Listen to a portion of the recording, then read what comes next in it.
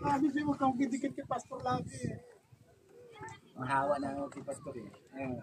Kailangan mahawa kayo dahil ang mundo ngayon masalimuot na. Kita mo ba naman pinapatay kapwa Pilipino, binabaril sa kalsada. Oh. Kailangan mahawa kayo ng kabutihan. Isda. Marami yan. Damakmak yan. Sabaw, oh. Ayan ang mga biyaya at pagpapala ng Panginoon. Talagang kapatirang nakakapagligtas buhay. Kahit saan ka man lupalop ng mundo. O hindi yung mga nagwewel ka dun sa Qatar na hinuhuli ng pulis. Ganon. Nagwewel ka? Ay, wala na yun. Oo, dito, kayong lahat, wag maging masalimuot ang mundo. Kailangan, i-refresh nyo rin ang isip nyo dito sa gitnang silangan na hindi na masalimuot ang isip na. I-refresh mo rin paminsan-minsan sa tabing dagat. Kasama mo yung mga talagang mga kabansa. Tama, di ba? Kabansa. Mga kabansa. Bansang Pilipinas. Kabangag.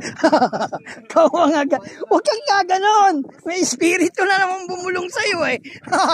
Pag nakarinig na naman sa'yo yung parte naman ng kabangag at saka kadidilis.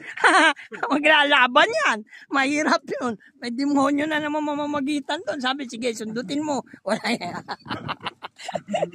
Tayo yung mga lang, neutral lang tayo. Neutral. Neutral. Ganon, i-refresh mo yung isip mo dyan, sa tabing dagat. Para hindi masalimut ang mundo.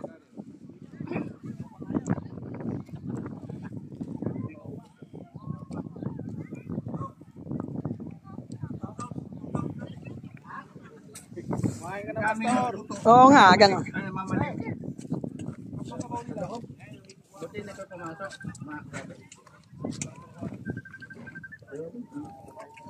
Pastor. Sige na, dali na kayo ng dali dyan. Kala ko sa akin ngingirikitik eh.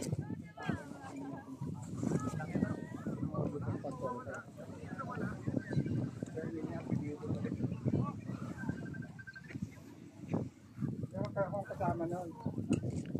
Kakapigilin mo sa akin ito. Yung isa naman hindi rin. Totoo yan, hindi rin.